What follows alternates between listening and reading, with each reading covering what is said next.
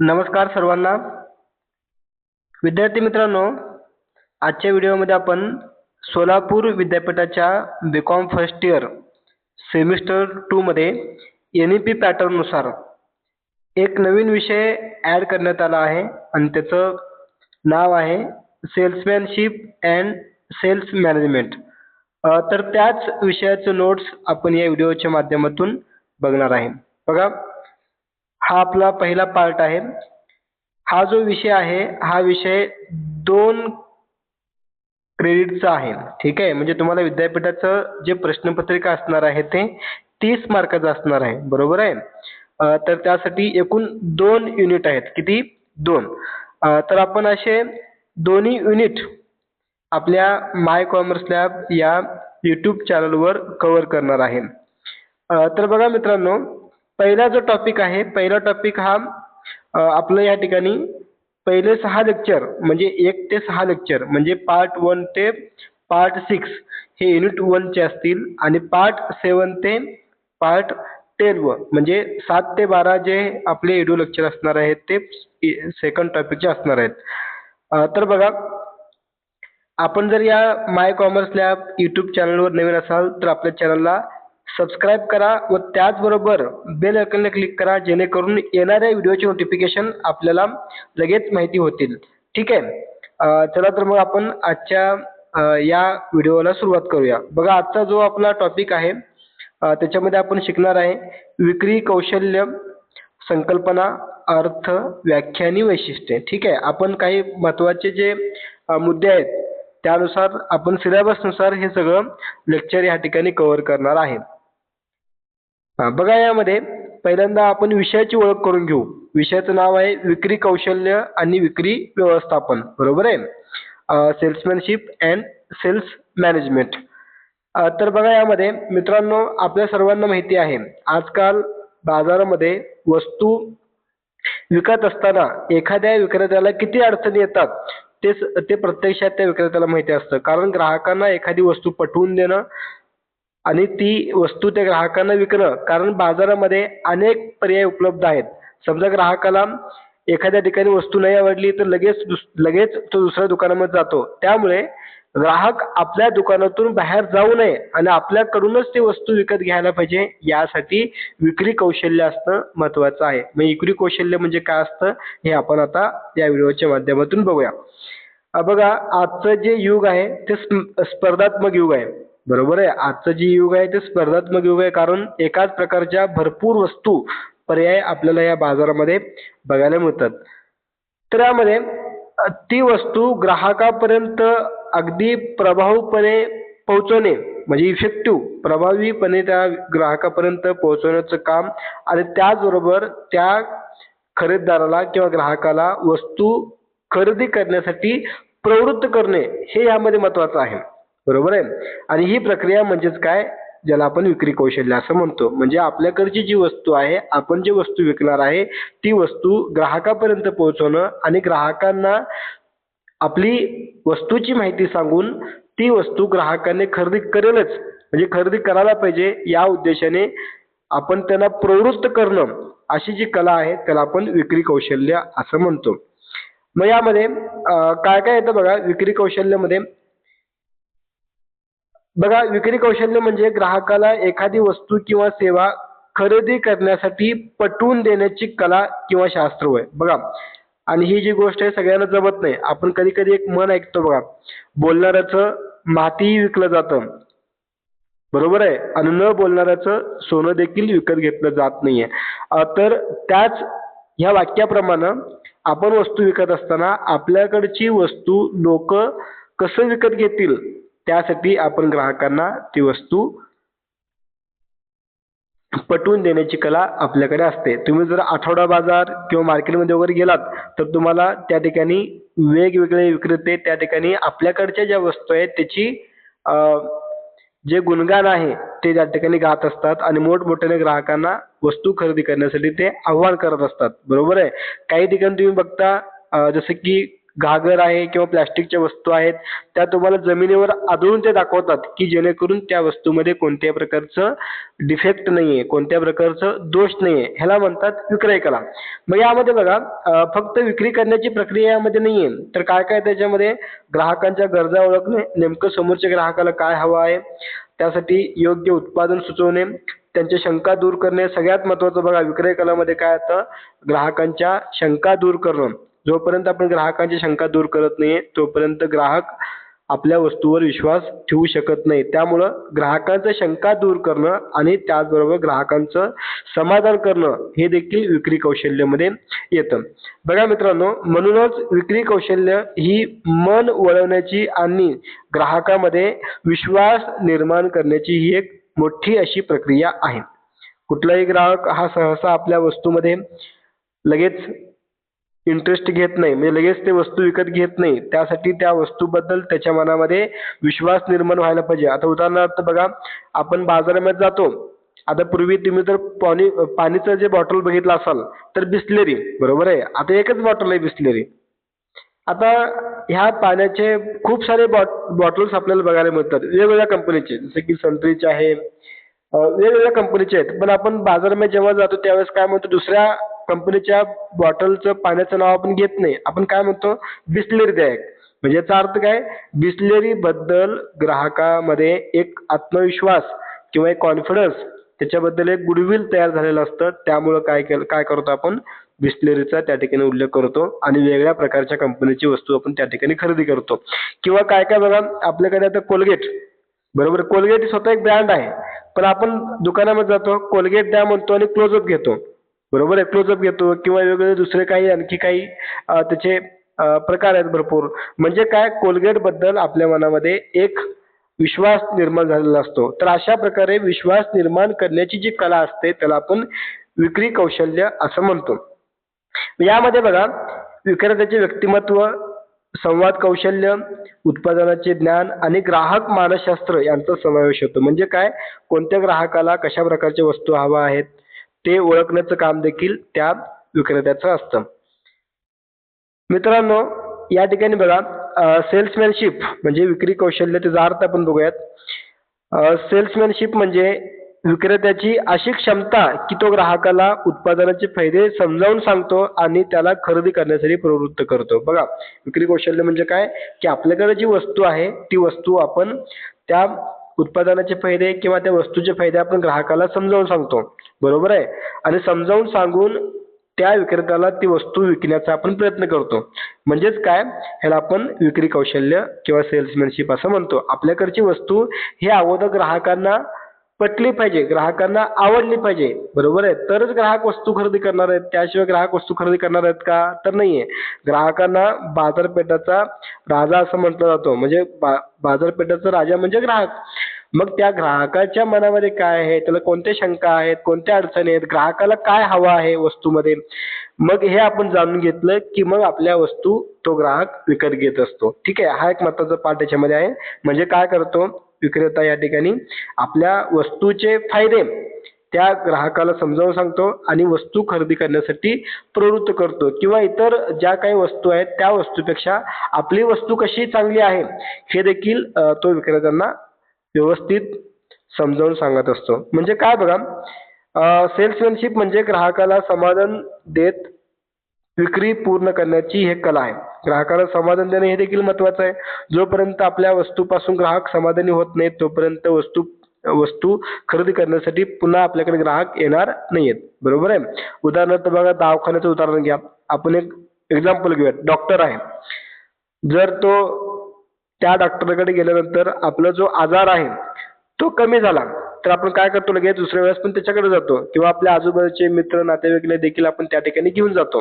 म्हणजे अशा पद्धतीने इथं पण तसंच आहे की ग्राहकांचं समाधान होणं खूप महत्वाचं आहे. यामध्ये काय काय येतं बघा, ग्राहकांचे लक्ष वेधून घेणे, ग्राहकामध्ये वस्तूबद्दल आवड निर्माण करणे, ग्राहकामध्ये वस्तू खरेदी करण्याची इच्छा निर्माण करणे किंवा निर्णय घ्यायला प्रवृत्त करणे आणि विक्री पूर्ण करणे. बघा, आपण एखाद्या दुकानामध्ये समजा मार्केटमध्ये आपण कापड घ्यायला जातो. कापड घ्यायला गेल्यानंतर तिथला जो विक्रेता असतो तो काय करतो, आपल्याला 2-3 कापड दाखवतो आणि एक कापड असं दाखवतो की लगेच त्या ग्राहकाला विश्वास पटला पाहिजे. बघा उदाहरणार्थ तो काय म्हणतो बघा, ही जी वस्तू आहे किंवा ही जी साडी आहे ही खास तुमच्यासाठी तयार झालेली आहे किंवा तुमच्यावर ही साडी खूप शोभून दिसते किंवा तुमच्यावर हा शर्ट खूप शोभून दिसतो, म्हणजे ही विक्री करण्याची कला आहे.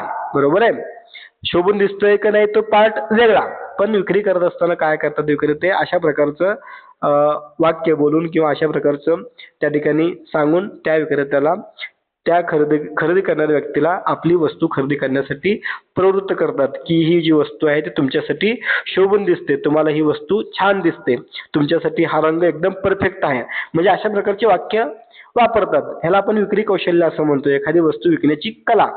ठीक आहे. बघा त्याची व्याख्या. व्याख्या बघा, लोकांना वस्तू खरेदी करण्यास प्रवृत्त करण्याची क्षमता म्हणजेच काय, सेल्समॅनशिप होय. ठीक आहे. आता आपण पुढे बघूयात. हा विद्यार्थी मित्रांनो, आता सेल्समॅनशिपची वैशिष्ट्ये बघा, काय काय वैशिष्ट्य आहेत आपण बघूयात. पहिलं वैशिष्ट्य आहे मन वळवण्याची कला. बघा यामध्ये विक्री कौशल्य खरं तर हे स्वतःमध्ये जे कला आहे, एक सगळ्यांना ते जमत नाहीये. बरोबर आहे. काहीच लोकांना, ते मोजक्या लोकांना जमतं, व्यवस्थित विक्री करण्यासाठी जमतं. मी तुम्हाला मगाशी सांगितलं की बोलणाऱ्याचं मातीही विकलं जातं आणि न बोलणाऱ्याचं सोनं देखील विकलं जात नाहीये. तर तसं या ठिकाणी मन वळवण्याची कला त्या विक्रेत्याकडे असली पाहिजे आणि हे महत्वाचं वैशिष्ट्य या ठिकाणी आहे. बघा ही ग्राहकाला तर्कशुद्ध पद्धतीने पटवून देण्याची कला आहे.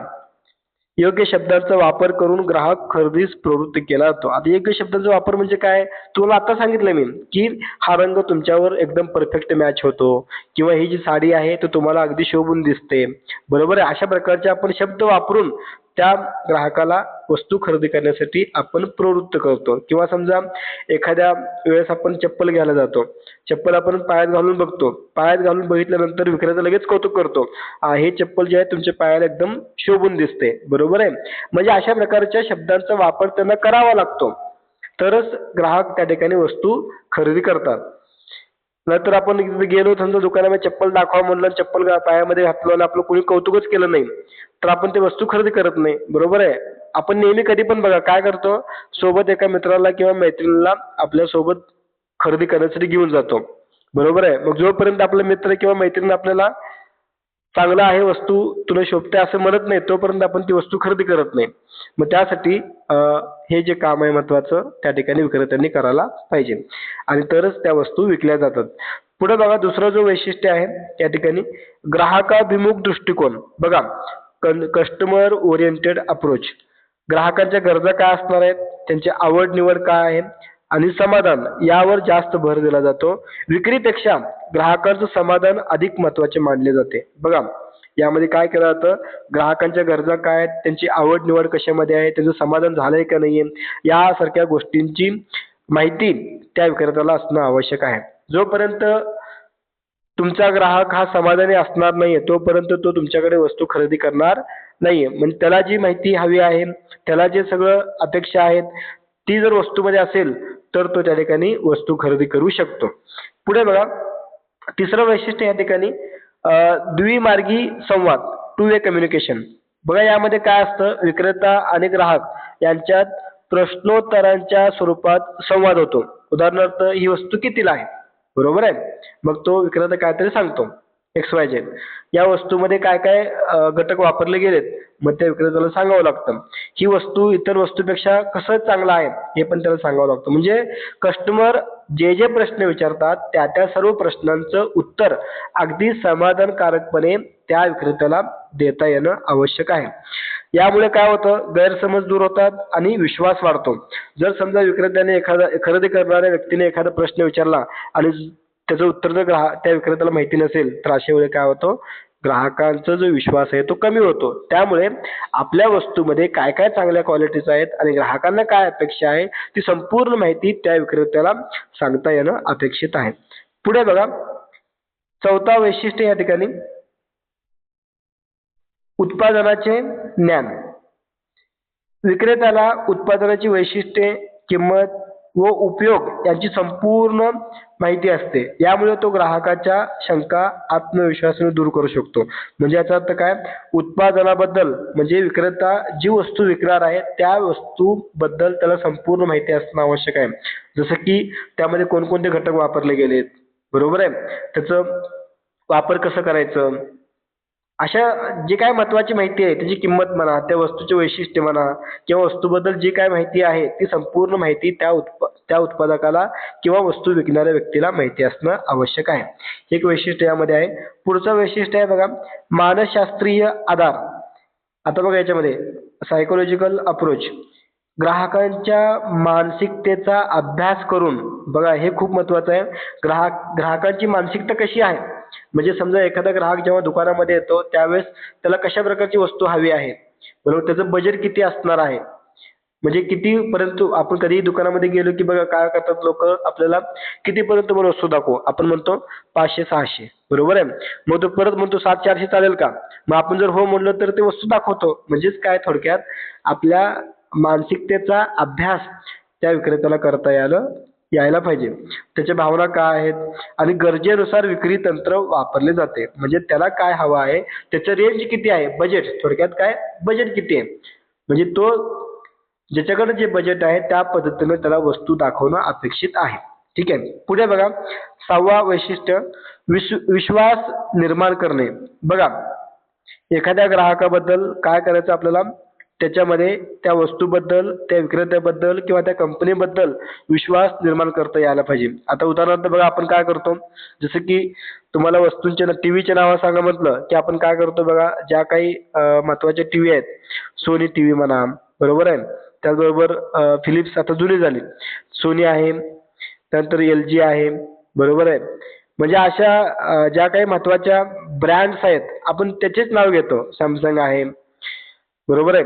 आता तुम्ही जर आता समजा आपण कधी मोबाईल खरेदी करायला गेलो मित्रासोबत, आपण मित्राला विचारतो कुठला मोबाईल खरेदी करू, मग मित्र आपण सांगतो बजेट किती आहे, मग बजेटनुसार आपल्याला घ्यावं लागतं. समजा खूपच छान बजेट असेल, भरपूर पैसे असतील तर आपण सांगतो ॲपल घे, आयफोन घे, बरोबर आहे. मग थोडं कमी बजेट असेल तर मग आपण काय करतो, ओप्पो घे, बरोबर आहे. ओप्पो आहे, त्यानंतर OnePlus आहे. म्हणजे अशा ब्रँडेड ज्या वस्तू आहेत आपण त्याच्या नावं सांगत असतो. का, तर त्या वस्तूचं समाजामध्ये एक चांगलं गुडविल तयार झालेलं असतं. थोडक्यात काय, ग्राहकामध्ये विश्वास निर्माण करणं हे देखील खूप महत्वाचं आहे. आता पूर्वी एक निरमा होता बघा, वॉशिंग पावडर निरमा, बरोबर आहे. आजही आपण दुकानामध्ये जातो आणि निरमा द्या म्हणतो, बरोबर आहे. बघा तुम्ही कधीही तुम्ही बाजारामध्ये गेला तरी दुकानात जातो आपण निरमा द्या म्हणतो, आणि आपण घेऊन येतो वेगळंच काहीतरी, वीर घेऊन येतो किंवा वेगळंच काहीतरी रिन घेऊन येतो, म्हणजे वेगळ्या कंपनीचे आपण ते वस्तू प्रोडक्ट घेऊन येतो. पण निरमा हे जे आहे, वॉशिंग पावडर निरमा किंवा इतर अशा प्रकारच्या वस्तू, त्याचं जे ब्रँड आहे ते समाजाच्या व्यक्तींना, समाजातील व्यक्तीमध्ये ते रुजलेलं असतं, त्यामुळे ते तशा प्रकारचं त्या ठिकाणी वक्तव्य केलं जातं. ठीक आहे. बघा प्रामाणिक आणि स्पष्ट माहिती देऊन ग्राहकांचा विश्वास या ठिकाणी जिंकला जातो. दीर्घकालीन संबंधासाठी विश्वास निर्माण करणे हे अतिशय आवश्यक आहे. ठीक आहे. पुढे बघा लवचिकता. प्रत्येक ग्राहक हा वेगळा असल्यामुळे विक्री पद्धतीत बदल करावा लागतो. बघा येणारा जो ग्राहक आहे तो एकाच पद्धतीचा नसतो, बरोबर आहे. तो कोण 5 मिनिटामध्ये वस्तू खरेदी करतो, कोण एका मिनिटात वस्तू खरेदी करतो, कोण अर्धा तास वस्तू खरेदी अर्धा तास वस्तू शोधतो. त्यामध्ये सगळ्या उदाहरणार्थ बघा, तुम्ही समजा साडी खरेदी करायला गेलात, तुम्ही गेल्या गेल्या लगेच एक साडी निवडली आणि खरेदी केला असं होत नाही. तुम्ही 100 साड्या बघणार, 100 साड्या बघितल्यानंतर त्यातील एखादा अर्धा तास त्याला लागणार आणि मग तुम्ही त्यातली एखादी साडी पसंत करणार. ती पसंत पडलं तर तुम्ही ते घेणार, नाहीतर मग काय करणार तुम्ही, तसंच पुढं जाणार. म्हणजे अशा पद्धतीनं काही ग्राहक हे अगदी लगेच खरेदी करतात, काही ग्राहक हे त्यांना उशिरा लागतं. थोडक्यात काय तर काय, त्या ग्राहकाप्रमाणे लवचिकता देखील त्या विक्रेत्याकडे असणं आवश्यक आहे. ठीक आहे. परिस्थितीनुसार तंत्र वापरण्याची क्षमता त्याच्याकडे असावी लागते. पुढचा जो वैशिष्ट्य आहे सततची प्रक्रिया. आता सेल्समॅनशिप ही जी प्रक्रिया आहे ती सतत आहे. आज आहे उद्या नाही असं नाही, म्हणजे आज लगेच संपलं असं होत नाही. उद्या पण चालणार आहे, परवा पण चालणार. तो जोपर्यंत तो वस्तू उत्पादन करणार आहे, जोपर्यंत वस्तू आहेत, जोपर्यंत ग्राहक आहे, जोपर्यंत उत्पादन आहे, जोपर्यंत उत्पन्न आहे, तोपर्यंत ही विक्रय कला किंवा सेल्समॅनशिप, विक्री कौशल्य हे सगळं असणारच आहे. ठीक आहे. म्हणजे विक्रीनंतर देखील आपल्याला परत त्या ग्राहकासोबत फॉलोअप घ्यावं लागतं. उदाहरणार्थ समजा तुम्ही टीव्ही खरेदी केलात, घरी गेल्यानंतर टीव्ही लावलात, आता समजा त्याच्यामध्ये काहीतरी खराबी झाली, तर अशा वेळेस तुम्हाला त्याचं जे सोल्युशन आहे, समाधान तुम्हाला त्या विक्रेत्याच्या माध्यमातून मिळाला पाहिजे. हे देखील एक महत्त्वाचं पार्ट याच्यामध्ये आहे. तर विद्यार्थी मित्रांनो, अशा पद्धतीने आजच्या व्हिडिओमध्ये आपण विक्री कौशल्य आणि विक्री व्यवस्थापन हा जो टॉपिक आहे त्यातला पहिला सिलेबसनुसार आपण त्याच्यामध्ये त्याचा संकल्पना, अर्थ, वैशिष्ट्ये या महत्त्वाची जी माहिती आहे ते आपण या व्हिडिओच्या माध्यमातून बघितलं. हे जे आपण शिकवत आहोत तर सोलापूर विद्यापीठाच्या बीकॉम फर्स्ट इयर सेमिस्टर 2 ला हा विषय आहे. तर तुम्हाला अतिशय महत्त्वाचा असा पार्ट आपण या व्हिडिओच्या माध्यमातून आपल्या माय कॉमर्स लॅब या यूट्यूब चॅनलवर कव्हर करणार आहे. अजूनही जर तुम्ही आपल्या यूट्यूब चॅनलला जर सबस्क्राईब केलं नसाल तर आपल्या चॅनलला सबस्क्राईब करा. त्याचबरोबर तुम्ही काय करा, आपलं जे माय कॉमर्स लॅब हे टेलिग्राम चॅनल आहे, ह्याचे नोट्स तुम्हाला मी टेलिग्राम चॅनलवर अपलोड करतो. तुम्ही तिथून ते डाउनलोड करू शकता. त्याची लिंक जी आहे मी तुम्हाला खाली डिस्क्रिप्शन बॉक्समध्ये दिलेली आहे, तिथून तुम्ही जॉईन करा. किंवा टेलिग्राम चॅनलवर तुम्ही काय करा, डायरेक्ट सर्च करा माय कॉमर्स लॅब आणि तिथून तुम्ही जॉईन करू शकता. आणि अधिक माहितीसाठी, अपडेट पाहण्यासाठी आपलं माय कॉमर्स लॅब 2 या नावाचं इंस्टाग्राम अकाउंट आहे, तुम्ही तिथेही फॉलो करा. आणि टेलिग्राम चॅनलला तिथेही जॉईन व्हा आणि आपल्या माय कॉमर्स लॅब या यूट्यूब चॅनलला सबस्क्राईब करा आणि बेल आयकॉनला क्लिक करा. ठीक आहे. चला तर मग आता आपण या ठिकाणी थांबूया. पुन्हा भेटूया पुढील व्हिडिओमध्ये पार्ट 2 मध्ये. ठीक आहे. आता आपण या ठिकाणी थांबूया. सर्वांचे मनःपूर्वक धन्यवाद. थँक्यू.